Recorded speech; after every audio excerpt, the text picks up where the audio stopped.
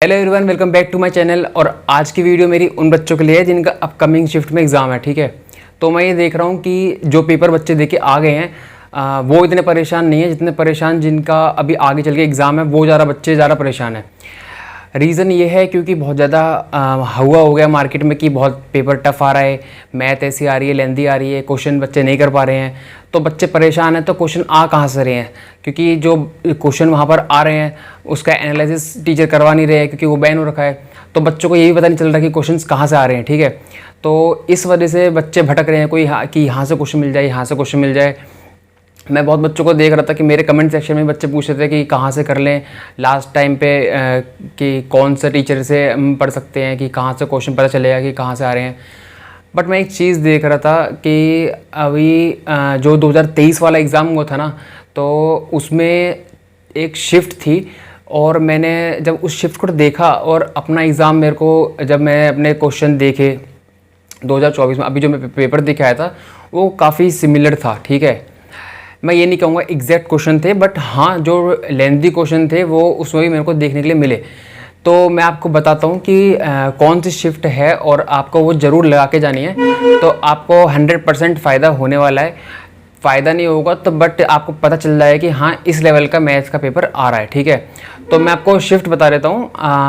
2023 में 26 जुलाई में शिफ्ट 1 में जो पेपर हुआ था ना मैथ का, आप बस जाओ टेक्स्ट बुक पे, अगर आपने परचेज़ कर रखा है तो आप उसका सेक्शनल मॉक लगा लो मैथ्स का, उसके क्वेश्चन रिवाइज़ करो, उसको 10 बार देख लो, उसके सॉल्यूशन देख लो। अगर किसी टीचर ने उसको यूट्यूब पे सॉल्यूशन करवाए हैं, 26 जुलाई शिफ्ट 1, ठीक है, ध्यान से सुन लो। उस पेपर के जैसा ही आपका अब जो मैथ का पेपर आ रहा है वैसे ही आ रहा है। मैं क्वेश्चन बता नहीं सकता, आप क्वेश्चन वहाँ पर जाके देख सकते हो क्योंकि क्वेश्चन बताना तो आपको पता है बैन है। बट मैं इस बात की आपको गारंटी दे रहा हूँ, लिख के दे रहा हूँ कि आप अगर आपने उस क्वेश्चनों को देख लिया और आप माइंडसेट आपने अगर ऐसा बना लिया कि हाँ ऐसे क्वेश्चन आने वाले हैं, तो आप ना तो वहाँ पहली बात तो वहाँ पैनिक नहीं करोगे और 22 से 23 आप अटैम्प्ट आराम से करके आओगे। ठीक है, दूसरी चीज़ ये है कि बहुत बच्चे बोल रहे थे कि ये कट ऑफ, वो कट ऑफ, ये कट ऑफ, जो मैंने कट ऑफ बताई थी तो एग्री नहीं कर रहे थे। देखो भाई, आप आंसर की आने दो, उसके बाद जब आप सबका स्कोर देखोगे, क्योंकि मैंने बहुत बच्चे देखे हैं जिनका ऑली बोर्ड टेक्स्ट बुक में 150, 160, 170 भी आता था, वो भी रो रहे हैं। ठीक है, 130 पे आ गए, 140 पे आ गए, 120 पे आ गए। मैंने बहुत बच्चे देखे हैं जो बहुत अच्छा स्कोर करते थे बच्चे ऑलिव बोर्ड में या फिर टेक्स्ट बुक में, ऑलिव बोर्ड की लाइव मॉक में। उनका भी 20-21 मैथ में अटैम्प्ट रह रहा है। जीके में सबका सेम हाल है। बचा इंग्लिश किसी को हार्ड लग रही है, किसी को इजी लग रही है। और रीजनिंग तो देखो टाइम कंज्यूमिंग है, हार्ड तो नहीं है बट टाइम कंज्यूमिंग है। ठीक है, मैथ्स के साथ अगर तुम उसको कर रहे हो, 2 सब्जेक्ट, मैथ भी कैलकुलेटिव है, थोड़ा सा रीजनिंग भी कैलकुलेटिव है, तो इस वजह से बच्चों को रीजनिंग भी थोड़ी बहुत लेवल उसका थोड़ा हाई लग रहा है। ठीक है, इनफैक्ट रीजनिंग का लेवल हाई नहीं है, आप कह सकते हो कि 1-2 क्वेश्चन हैं जो ट्रिकी हैं, जो फंसाएंगे। तो बच्चे क्या है, वो शुरू में क्वेश्चन दे देते हैं, वो वाले क्वेश्चन एसएससी ने क्या है शुरू में डाल रखे हैं। ठीक है, जो लेंदी क्वेश्चन है, तो उसके चक्कर में बच्चे अपना टाइम बहुत दे दे रहे हैं। बट जिन्होंने पहले मॉक टेस्ट लगाए होंगे उनको पता है कि वो क्वेश्चन स्किप करके चल रहे हैं। तो जो बच्चे स्किप करके चल रहे हैं उनको रीजनिंग ईजी लग रही है, और जो पहले दूसरे क्वेश्चन तीसरे क्वेश्चन पर अटक जा रहे हैं बच्चे, उनको फिर आगे चल के जब मैथ कर रहे हैं तो फिर टाइम कम बच रहा है, फिर वापस रीजनिंग पे आ रहे हैं तो फिर वो उनको टफ लग रहा है, तो वो कॉम्प्लिकेटेड कर रहे हैं खुद ही उसको। बट रीजनिंग इतनी हार्ड है नहीं, बस वो ये थोड़ा मैथ का ही थोड़ा सा लेवल इस बार एसएससी ने हाई रखा हुआ है।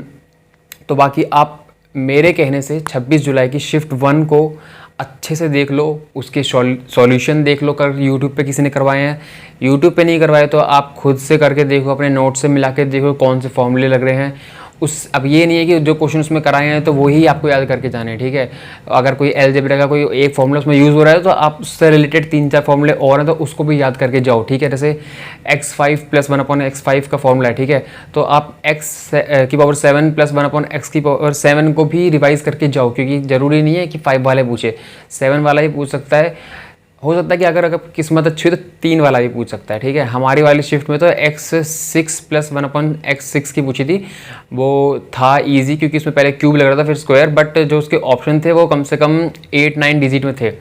बट उसमें ये था कि हाँ अगर आप ऑप्शन से देख रहे थे तो जो लास्ट डिजिट आ रही थी वो उससे आप क्वेश्चन कर सकते थे। बट कोई नहीं, वो उस टाइम पे सबका बच्चों का दिमाग नहीं चलता है, मेरा चल गया था।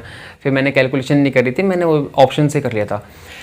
तो टोटल मिला के अगर आप मैथ के लिए परेशान हो तो आप जाके उस शिफ्ट को सॉल्व करो, और फालतू के इधर उधर कमेंट करना छोड़ दो कि कैसा आ रहा है कैसा नहीं आ रहा। कोई नहीं बताएगा, ना कोई आपको सॉल्यूशन करवाएगा यूट्यूब पे, क्योंकि बैन कर रखा है एसएससी ने ऑलरेडी। तो आप एक शिफ्ट वो लगा लो और एक दो शिफ्ट और प्रीवियस ईयर की लगा लो जो टफ़ लेवल पे आ रखी है, ठीक है। देखो ऐसा नहीं है कि बिल्कुल टफ़ ही आ रहा है पेपर, मॉडरेट भी कह सकते हो मतलब मैथ का, बट वहाँ पर एग्ज़ाम हॉल में ना जब बैठ के तुम करते हो तो वो टाइम बहुत तेज़ी से भागता है, ठीक है। मैं जब उसका मेमोरी बेस्ड लगा रहा था घर पे आके अपनी शिफ्ट का ही, तो मेरा 45 मिनट्स में कंप्लीट हो गया था, ठीक है। बट जब वहाँ पर बैठे कर रहे थे तो वो 1 घंटा पूरा यूटिलाइज हो गया, और लास्ट का जो मेरा एक क्वेश्चन था वो लास्ट के 5 सेकंड बचे थे जब उसका सॉल्यूशन आया था। तो वो ये देखो, वहाँ पर पैनिक मत होना बस, ठीक है। बस ये ध्यान रखना, पैनिक नहीं होना है आपको। बाकी पेपर पर अच्छा जाएगा। लास्ट की शिफ्ट यही प्रे करो कि इजी ना आ जाए, नहीं तो तुम्हें नॉर्मलाइजेशन में तुम्हें बहुत नुकसान हो जाएगा। अगर टफ़ थोड़ा मॉडरेट हार्ड आता है तो ठीक है, तो नॉर्मलाइजेशन फिर वो बराबर के रहेगा। इतना नहीं होगा कि किसी को 15-20 नंबर मिल रहे हैं और आपके नंबर ही नहीं मिल रहे आपको नॉर्मलाइजेशन के, ठीक है। क्योंकि मुझे ऐसा लगता है कि जिसका पहली शिफ्ट में पेपर होता है और जिसका लास्ट की शिफ्ट में पेपर होता है, मुझे नहीं लगता कि लास्ट की शिफ्ट वाले को कोई फ़ायदा है। देखो, क्योंकि तो पहले दिन की शिफ्ट वाला पेपर बंदा दे के आया है, वो उसको इतना था ही नहीं कि क्या आ रहा है क्या नहीं आ रहा है, ठीक है। उसके माइंड पे कोई प्रेशर नहीं था, वो पहले दिन पेपर दे के आया और आराम से चिल करेगा। दिक्कत आती है, देखो 9 तारीख का पेपर से स्टार्ट हुए थे, 9 तारीख से, और जो फिर जिसका पेपर 26 को पड़ा होगा, आप उसके माइंड पे सोचो कि क्या प्रेशर होगा, कि जो हर शिफ्ट में हर एग्ज़ाम के एनालिसिस देख रहा है, फिर नए नए क्वेश्चन पता पड़ रहे हैं कि ऐसा आ रहा है वैसा आ रहा है। उसका दिमाग वैसे ही 20 दिन में उसका दिमाग ऐसा हो जाएगा कि वो सोचेगा कि कितना ही हार्ड आ रहा है, जो बच्चे इतना वो बना रहे हैं, ठीक है।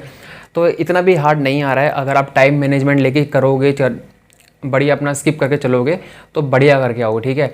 बट आप ये जो मैंने शिफ्ट बताई है 26 जुलाई की शिफ्ट 1 2023, उसको ज़रूर अटेम्प्ट करो, उससे रिलेटेड क्वेश्चन और करो अगर आपके पास टाइम है तो। देखो टाइम तो निकालना पड़ेगा आपको, ठीक है।